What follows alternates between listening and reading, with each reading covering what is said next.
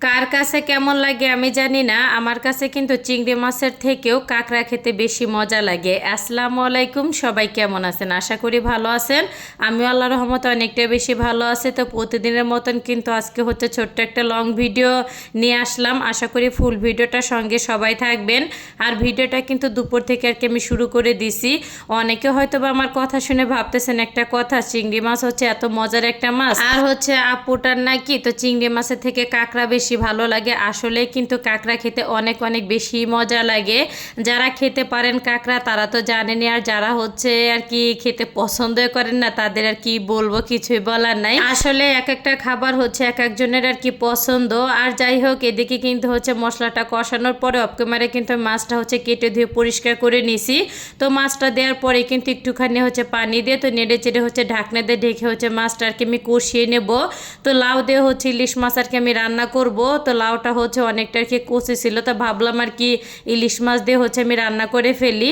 আর এই তো অফ ক্যামেরায় কিন্তু হচ্ছে কাঁকড়াগুলো আমি সুন্দর করে পরিষ্কার করে নিয়েছি। আসলে কাঁকড়া খেতে গেলে কিন্তু কাঁকড়াটা পরিষ্কার করা খুবই হচ্ছে ইম্পর্টেন্ট একটা জিনিস। তো কাঁকড়া কিন্তু পরিষ্কার করা খুবই হচ্ছে একটা ঝামেলার কাজ, আবার হচ্ছে সহজও আর কি। যাই হোক, অনেক সময় নিয়ে আর কি পরিষ্কার করতে হয়, আর ভালোভাবে পরিষ্কার না করলে কিন্তু খাওয়া একদমই সম্ভব না। আর এতে এদিকে কিন্তু হচ্ছে মাছটা সুন্দরভাবে আর কি আমার কষানো হয়ে গেছে। তো এক এক করে কিন্তু এখন আমি তুলে নেব। তো এখন কিন্তু হচ্ছে আর কি কেটে রাখা লাউগুলি দিয়ে দেবো। তো লাউটা যখন সুন্দরভাবে আর কি সেদ্ধ হয়ে যাবে তখন হচ্ছে আর কি কষিয়ে রাখা মাছগুলি আমি দিয়ে দিব।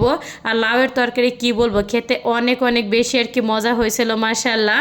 আর এই তো নেড়ে চেড়ে কিন্তু হচ্ছে ঢাকনা দিয়ে আর কি ঢেকে হচ্ছে আমি রান্না করে নেবারে দেখে কিন্তু আমি কাঁকড়াগুলো হচ্ছে মশমশা করে হচ্ছে সুন্দর করে ভেজে নিব আমি। আর হচ্ছে কাঁকড়া ভাজার সময় না তো মাশাল্লাহ দিলে অনেক সুন্দর একটা হচ্ছে ঘিরান আর কি বের হইতেছিল। তো কে কীভাবে রান্না করেন আমি জানি না, তো আমি যেইভাবে হচ্ছে কাঁকড়াটা আর কি রান্না করি সেটাই হচ্ছে আপনাদের সাথে শেয়ার করতেছি।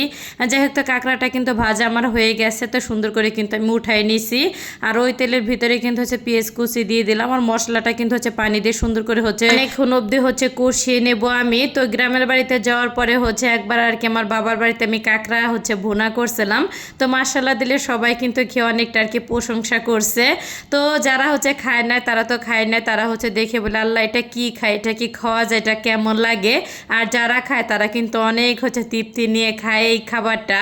আর যাই হোক, এই তো মশলাটা কিন্তু কষানো হয়ে গেলে আমি কিন্তু হচ্ছে ভেজে রাখার কি কাঁকড়াগুলি দিয়ে দিলাম। আর এখন সুন্দরভাবে হচ্ছে মশলার সাথে তো উল্টিয়ে পাল্টিয়ে মিশিয়ে তো পানি দিয়ে হচ্ছে ঢাকনা দিয়ে ঢেকে হচ্ছে রান্না করে নেব। তো পানিটা শুকানো পর্যন্ত আর কি। আর দেশ গ্রামে দেখা যাচ্ছে নদী নালা খাল বিল পুকুরে কাঁকড়ার কিন্তু অভাব নাই।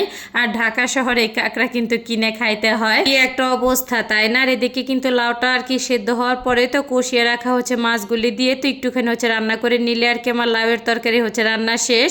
আর কাঁকড়া ভুনাও কিন্তু আমার হয়ে গেছে। তো সব মিলাই কেমন লাগলো আজকের ভিডিওটা সবার কাছে অবশ্যই কিন্তু সবাই কমেন্ট করে জানাবেন। ভিডিওটা এখানে শেষ করলাম, আল্লাহ হাফেজ।